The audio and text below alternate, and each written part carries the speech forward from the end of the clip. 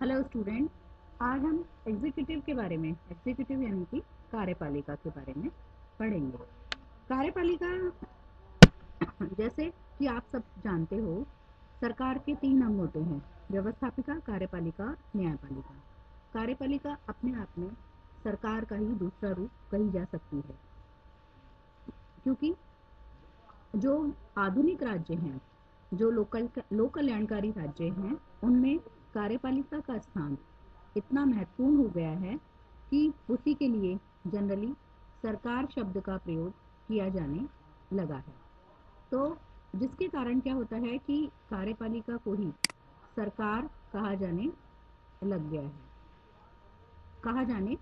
लगा है। ठीक है। अलोकतंत्रवादी देशों में तो कार्यपालिका ही सब कुछ होती है, लेकिन लोकतंत्रीय देशों में भी इसकी अधिकार सत्ता काफ़ी महत्वपूर्ण समझी जाती है। जैसे कि फाइनर का कहना है कि सरकार के 2 अन्य अंग, जो कि आप सभी जानते हैं, विधायिका और न्यायपालिका होते हैं, और उनके जितने अधिकार होते हैं, उसके बाद जो बचे हुए अधिकार होते हैं वो कार्यपालिका के ही कहलाते हैं। विधायिका द्वारा बनाए गए और न्यायपालिका द्वारा व्याख्या किए गए कानूनों को लागू करने के अलावा जो भी बहुत काम बचते हैं, वह सब किसके द्वारा किए जाते हैं? कार्यपालिका के द्वारा। कार्यपालिका में सबसे पहले एक बात जो आती है वो आती है वास्तविक कार्यपालिका, और दूसरी आती है नाम मात्र की कार्यपालिका। नाम मात्र की कार्यपालिका यानी कि द नॉमिनल एग्जीक्यूटिव जिसको कहा जाता है। नॉमिनल एग्जीक्यूटिव यानी कि 3 प्रकार की कार्यपालिका होती है, जिसमें नाम मात्र की, या जिसको कहते हैं ऑर्नामेंटल या अलंकारिक, दूसरी कहलाती है राजनीतिक कार्यपालिका, और तीसरी कहलाती है स्थायी कार्यपालिका। जैसे कि ब्रिटेन में रानी या राजा नाम मात्र की कार्यपालिका है, प्रधानमंत्री तथा उसका मंत्रिमंडल राजनीतिक कार्यपालिका है। क्लियर है? बिल्कुल। प्रशासन स्थायी कार्यपालिका है। अमेरिका में 3 प्रकार की कार्यपालिका में अंतर नहीं देखने को नहीं मिलता है। वहाँ क्या है? राष्ट्रपति शासन है। राष्ट्रपति क्या होता है? राज्य का प्रधान होता है, और वह राजनीतिक कार्यपालिका भी है, और साथ ही वह प्रशासनिक कार्य भी करता है। तो इन दोनों में आपको अंतर समझ में आ गया। क्योंकि ब्रिटेन में संसदात्मक व्यवस्था है, इसलिए वहाँ पर जो वहाँ का रानी या राजा, जिसे क्राउन कहा जाता है, वह एक नॉमिनल एग्जीक्यूटिव कहलाता है, नाम मात्र की कार्यपालिका। दूसरा आता है प्रधानमंत्री और उसका मंत्रिमंडल, क्या कहलाता है? राजनीतिक कार्यपालिका। और प्रशासन क्या कहलाती है? स्थायी कार्यपालिका कहलाती है। अनेक प्रशासकीय, तो इस तरह से हमने यूएसए की बात पढ़ी, अमेरिका की करी, कि वहाँ पर राष्ट्रपति के जो है एक तरह से वो वास्तविक कार्यपालिका कहलाती है। तीसरी बात आती है कि संसदीय शासन के देशों में नाम मात्र की कार्यपालिका को वास्तविक शासन की जो कार्यपालिका है उससे बहुत कम काम करने पड़ते हैं। क्योंकि क्या होता है कि कार्यपालिका जो होती है, जैसे हम बात करें पॉलिटिकल एग्जीक्यूटिव की, यानी कि राजनीतिक कार्यपालिका की, राजनीतिक कार्यपालिका के हम 4 स्वरूपों की चर्चा करेंगे। जैसे इसमें हम करेंगे ब्रिटेन की, अमेरिका की, स्विट्जरलैंड की और फ्रांस की। ब्रिटेन में प्रधानमंत्री और मंत्रिमंडल मिलकर राजनीतिक कार्यपालिका होते हैं, और ये जो कार्यपालिका, राजनीतिक मतलब पॉलिटिकल एग्जीक्यूटिव, ये कार्यपालिका जब तक अपने पद पर बनी रहती है, जब तक उन्हें संसद का समर्थन प्राप्त होता है। वे विधायिका के 2 में से किसी भी एक सदन के सदस्य हो सकते हैं और कानून बनाने में महत्वपूर्ण रूप से भाग लेते हैं। वे विभागों के प्रशासकीय अध्यक्ष भी होते हैं, और इस कारण वे केवल नीति के संबंध में ही बल्कि प्रशासन के विवरण के बारे में भी संसद के समक्ष जिम्मेदार होते हैं, और वे एक टीम की तरह कार्य करते हैं। संसद किसी एक मंत्री को मंत्री पद से नहीं हटा सकती है। अविश्वास का प्रस्ताव समूचे मंत्रिमंडल के विरुद्ध ही लाया जा सकता है। मंत्रिमंडल एक साथ कार्य करता है और एक साथ ही उसका पतन होता है। प्रधानमंत्री हालांकि मंत्रिमंडल का स्वामी नहीं होता है, लेकिन वह अमेरिका के राष्ट्रपति से बिल्कुल भिन्न होता है, क्योंकि जो मंत्रिमंडल है उसमें बहुमत दल के नेता को प्रधानमंत्री बनाया जाता है, अर्थात वह अपने सहयोगियों में प्रथम होता है और समूचे मंत्रिमंडल के कार्यों के लिए राजा और देश का प्रमुख जो होता है वो जिम्मेदार होता है। तो इसका अर्थ ये हुआ कि प्रधानमंत्री अंतिम रूप से मंत्रिमंडल के प्रति उत्तरदायी होता है और मंत्रिमंडल में आवश्यक उलटफेर करना भी प्रधानमंत्री का कार्य होता है।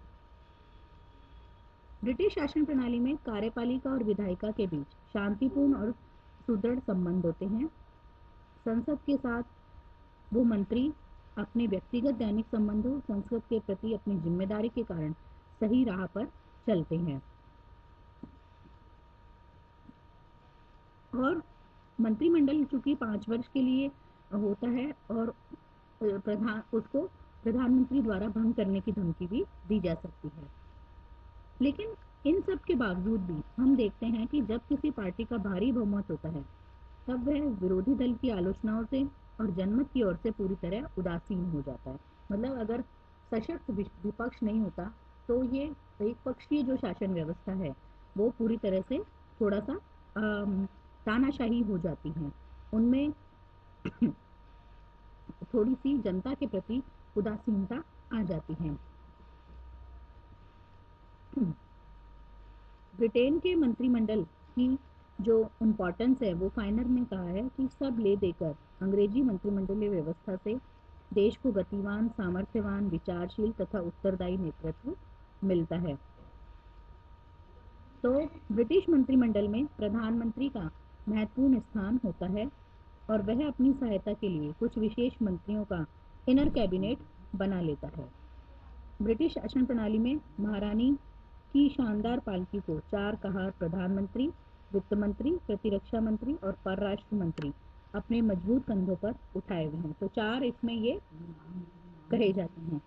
इनर कैबिनेट का रिवाज 1914 से 18 के युद्ध के अवसर पर प्रधानमंत्री लॉयड जॉर्ज ने शुरू किया था। ये छोटी छोटी चीज़ें हैं जो आपके एग्ज़ाम में न्यू टाइप में मतलब MCQ में पूछी जा सकती हैं। तो ये हमने चर्चा करी इसमें ब्रिटेन के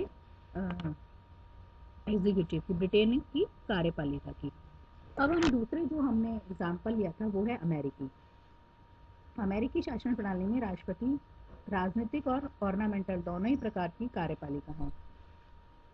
आज भी जो राष्ट्रपति का चुनाव है निर्वाचक मंडल द्वारा किया जाता है, जिसमें संघ के विभिन्न राज्यों के प्रतिनिधि रहते हैं, परंतु वास्तव में उसको जनता चुनती है और राष्ट्रपति का कार्यकाल 4 वर्ष का होता है और इससे पहले उसे महाभियोग के प्रस्ताव द्वारा ही हटाया जा सकता है।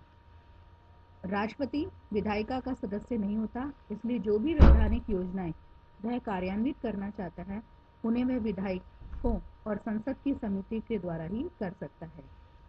वह समय समय पर संसद को संदेश भेज सकता है जिनमें वह अपनी नीति और वैधानिक कार्यक्रम की रूपरेखा बताता है। कार्यपालिका और विधायिका के बीच विशेष रूप से अमेरिका में कठिनाई तब पैदा होती है जब कांग्रेस में एक पार्टी का बहुमत होता है, राष्ट्रपति दूसरी पार्टी का होता है। कांग्रेस का मतलब व्यवस्थापिका से होता है, वहाँ की जो संसद है उसको कांग्रेस कहा जाता है। ऐसी कठिनाइयाँ सबसे पहले 1946 में राष्ट्रपति ट्रूमैन के समय में हुई थी। कभी कभी राष्ट्रपति को बदनाम करने के लिए अच्छे विधेयक भी संसद द्वारा नामंजूर कर दिए जाते हैं। अमेरिका में राष्ट्रपति अपने मंत्रिमंडल के सदस्यों को स्वयं मनोनीत करता है, जो कि राष्ट्रपति के प्रति उत्तरदायी होते हैं, ना कि संसद के प्रति।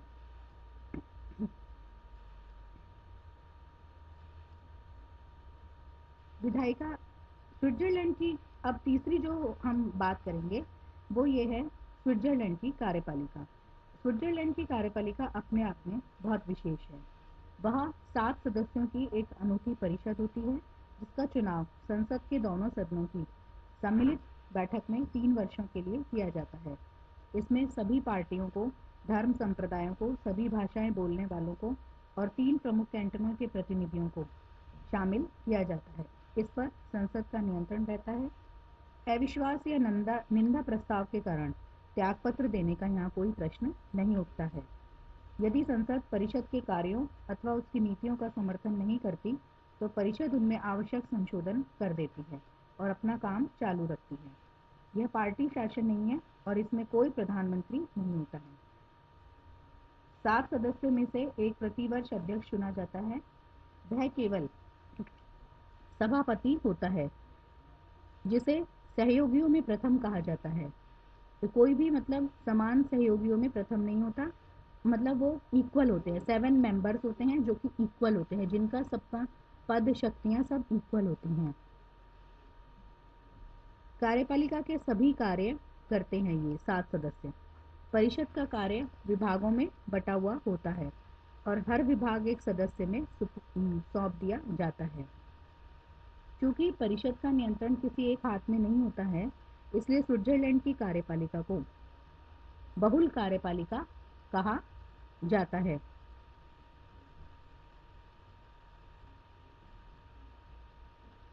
अब हम फोर्थ जो हमारी है उसकी चर्चा करें, वो है फ्रांस की कार्यपालिका। फ्रांस की कार्यपालिका संसदीय कार्यपालिका कही जाती है। गुटबंदी के कारण फ्रांस में कार्यपालिका कई राजनीतिक दलों के मेल से बनती है, इसलिए ब्रिटेन के मंत्रिमंडल की तुलना में वह विधायिका पर अधिक निर्भर रहती है। फ्रांस के मंत्रियों को दोनों सदनों की कार्यवाही में भाग लेने और बोलने का अधिकार है। फ्रांस के मंत्रिमंडल अधिक समय तक नहीं टिकने के लिए हम जानते हैं वो बदनाम है, क्योंकि फ्रांस में 1878 से 1928 तक औसत अवधि जो थी वो लगभग 9.5 माह थी। इस संबंध में फाइनर का कहना है कि फ्रांस में कोई मंत्रिमंडल नहीं होता है, वो सिर्फ मंत्रियों का एक समुदाय मात्र होता है।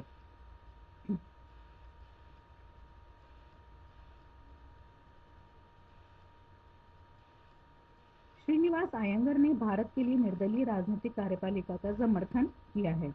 जयप्रकाश नारायण ने भी ऐसे ही विचार व्यक्त किए थे, लेकिन भारत में जो है वो निर्दलीय कार्यपालिका व्यावहारिक रूप से पॉसिबल नहीं है। और निर्दलीय कार्यपालिका उसी देश में सफल हो सकती है जिस देश की जनता में अच्छी खासी राजनीतिक शिक्षा हो, अच्छा अनुशासन हो और नेता पदों के लिए लोग दीवाने नहीं हो।